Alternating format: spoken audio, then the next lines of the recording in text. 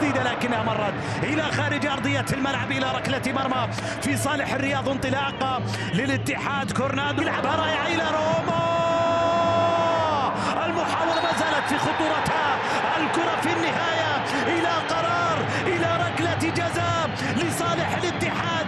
الاتحاد كان قريب من هدف ثاني، الهدف عبد الله عبد الرزاق.